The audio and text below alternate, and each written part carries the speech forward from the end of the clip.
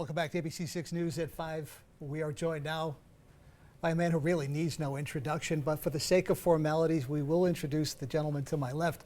You know him as America's nicest judge, America's favorite judge, Judge Frank Caprio. He is here today to talk about his new book, which came out on Tuesday. It's called Compassion in the Court, and the subtitle is Life-Changing Stories from America's Nicest Judge. Judge Caprio, great to see you. Thank you so much for coming in.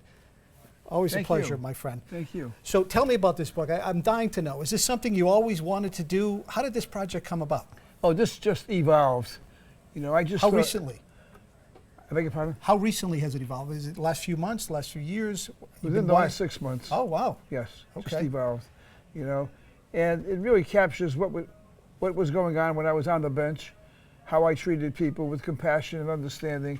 And I really believe that there's such a disproportionate between the power of the sovereign and people in authority and people who don't have those resources, you know, that we could share that temperament.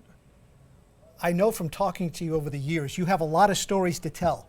So how did you whittle down enough to put in your book here, Compassion in the Court? That must have been really difficult to say, all right, this makes it, this doesn't make the cut. How did you decide? Well, I started off very easy with my parents. Okay. You know, the influence that my parents had on me. And then it was a tough job deciding what else to go on, because so many of the stories were so compelling, Yes. you know. So it was an exercise. Those iconic moments from your show, Caught in Providence, we were chatting before we came on. There's a clip of the judge with a young boy on his lap talking about his dad and his violation, saying, is your dad guilty or innocent? The kid didn't hesitate, he's guilty. You know, it's moments like that that certainly caught on with people all over the world. You mentioned your parents and the compassion you learned from them. I'm curious, what did your parents think of the rulings you made on the bench, especially your dad? What kind of feedback did you get from them as you started your career? My father was on the visited the court the first day that I sat, and he criticized me for being too harsh. Really? The first day. Some woman came in who had a terrible attitude, and I rewarded her with a terrible attitude. A little fine, okay. And so your dad says what? He says, how could you do that to that woman? She had 3 kids. And you find her, and now maybe she can't feed the kids tonight. You have to take those things into consideration. You know, so it was the first day I was on the bench. Wow. And it sort of set the tone for my judgeship from that point on. So without that moment, you think you wouldn't have been the Well, I don't America's know. favorite judge? I don't know. The compassion would have got lost in I'll the give shuffle? my father the credit. Okay. Well, I know your parents had a huge influence on you, and I know you've talked about that many, many times, and Yes. certainly people all over the world appreciate it and love it. But that compassion is also kind of fuel for critics who say, oh, he's a softie, he's too easy, too many second chances. At this point in your life, how do you respond to people like that who say, oh, people don't deserve this many second chances? All I did was I placed myself in the shoes of the person that was before me and say, well, how would I want to be treated if I were there?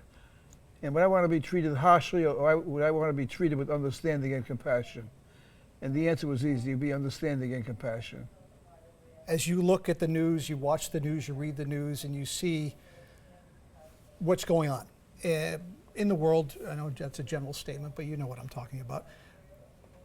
Do you think your message of compassion has an incredible mountain to climb for it to really take shape in I think it's America? resonated. Okay. I hear that. I travel a great deal. I traveled this country. I traveled overseas. And that message has resonated even in the Arab Republic. It resonated in Italy, in Great Britain, in France, and in this country as well. It's a very simple message, and I think one that we should all sometimes stop and say, you know, we should treat people with understanding and dignity and respect, because that's how we want to be treated.